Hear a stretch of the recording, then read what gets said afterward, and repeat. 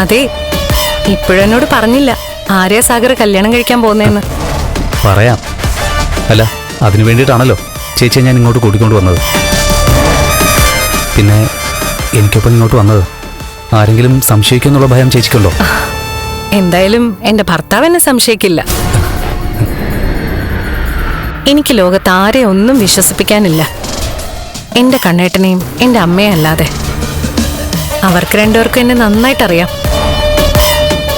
ആ, പിന്നെ പറയുന്നവരെന്താന്ന് വെച്ചാൽ പറയട്ടെ. ആ, ആദ്യം കല്യാണം കഴിക്കാൻ പോകുന്ന പെൺകുട്ടിയുടെ വീട് എവിടെയാന്ന് പറ. ഇവിടെ അടുത്താണെങ്കിലേ നാളെ ഞാൻ കണ്ണേട്ടനെയും കൂട്ടി വരാം പെണ്ണ് കാണാൻ.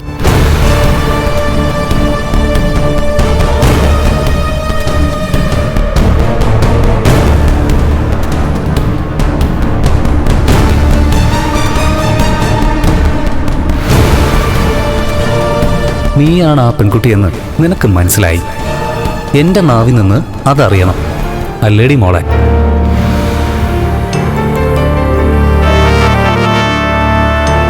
ഇനി അതേപ്പറ്റി പറയാൻ വേറെ എവിടെയെങ്കിലും പോണെന്ന് പറയോ? ഏയ്, ഒരിക്കലുമില്ല. ഞാൻ വിവാഹം കഴിക്കാൻ പോകുന്ന പെൺകുട്ടി ഇവിടെ തന്നെയുണ്ട്. ഇവിടെയോ? അത് ശരി. അപ്പൊ ആരും അറിയാതെ വിളിച്ചിറക്കി കൊണ്ടുവന്ന് ഇവിടെ താമസിപ്പിച്ചിരിക്കുക. അത് ശരിയല്ല. ആ പെൺകുട്ടിയുടെ അച്ഛനും അമ്മയും ഇത് അറിഞ്ഞിട്ടുണ്ടെങ്കിൽ അത് വലിയ കഷ്ടാ സാഗരൻ. അച്ഛനമ്മമാരുടെ ശാപം പിടിച്ചു പറ്റിയിട്ട് ഒരു ബന്ധവും ചെയ്യാൻ പാടില്ല. ഇത്രയൊക്കെ പറഞ്ഞിട്ടും ഞാൻ സ്നേഹിക്കുന്ന പെൺകുട്ടി ആരാണെന്ന് മനസ്സിലായില്ലേ?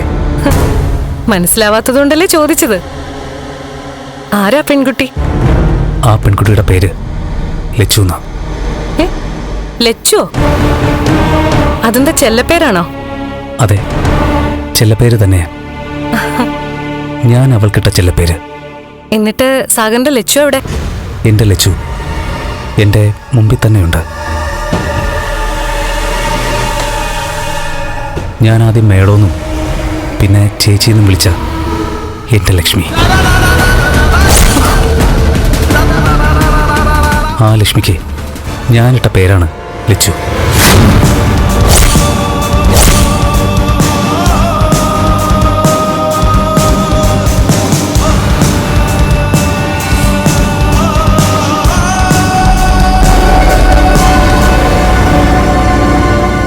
സാഗർ എന്താ ഉദ്ദേശിക്കുന്നത്? ഈ ജന്മം ലച്ചുവിന്റെ ഭർത്താവിന് ഒരു അച്ഛനാവാൻ കഴിയില്ല.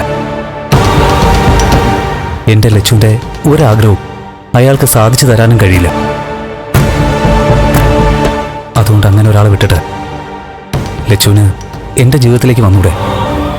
എന്നെ വിവാഹം കഴിച്ച് എനിക്കൊപ്പം ജീവിച്ചൂടെ? നിർത്തടാ.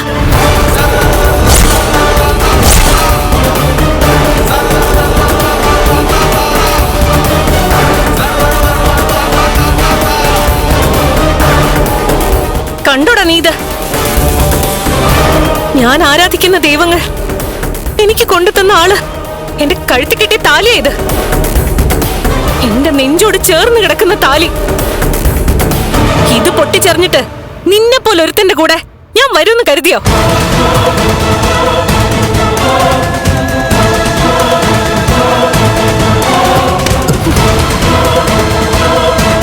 ഇന്നു മുതലാടാ എനിക്ക് ഇങ്ങനൊരു തോന്നലുണ്ടായത്. ആങ്ങളായി കണ്ടവൻ എന്നെ മറ്റൊരു കണ്ണുകൊണ്ട് കണ്ടത് എന്നു മുതലാടാ? പറയടാ.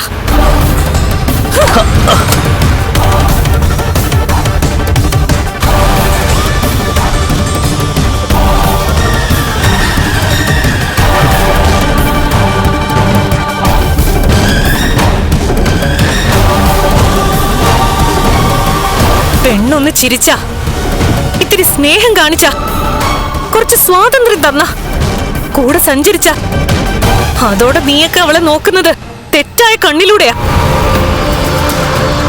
എന്റെ കണ്ണേട്ടം പറഞ്ഞിട്ടാ ഞാൻ നിന്റെ ഒപ്പം യാത്ര ചെയ്തത്. ഇന്നൊന്നിച്ചൊരു ഹോട്ടലിൽ നിന്ന് ഫുഡ് കഴിക്കണമെന്ന് നീ പറഞ്ഞപ്പോ പോലും എന്റെ ഭർത്താവിന്റെ അനുവാദത്തോടെയാ ഞാൻ നിന്റെ കൂടെ വന്നത്. അതിങ്ങനൊരു വില കുറഞ്ഞ സംസാരത്തിന് വേണ്ടിയായിരുന്നല്ലേ? എടാ, ഞാൻ പൂജിക്കുന്ന ദൈവങ്ങൾക്കൊപ്പം സ്ഥാനമുണ്ട് എന്റെ കണ്ണേട്ടൻ എന്റെ മനസ്സിൽ. അത് നിനക്കെന്നല്ല, ആർക്കും എടുത്ത് മാറ്റാൻ കഴിയില്ല.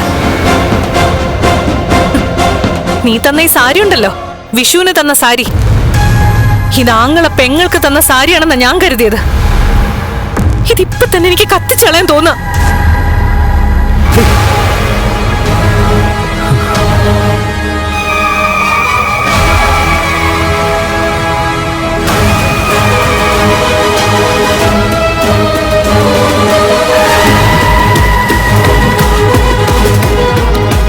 ഒരു തെറ്റ് പറ്റിപ്പോയി. ദേവിയത് ഇതൊന്നും കണ്ണൻ സാർ അറിയരുത്. എന്റെ ഭർത്താവ് അറിയാത്തതായിട്ട് എന്റെ ജീവിതത്തിൽ ഒന്നുമില്ലടാ. ഞാൻ വേണമെങ്കിൽ ജോലി രാജിവെച്ച് പൊയ്ക്കോളാം.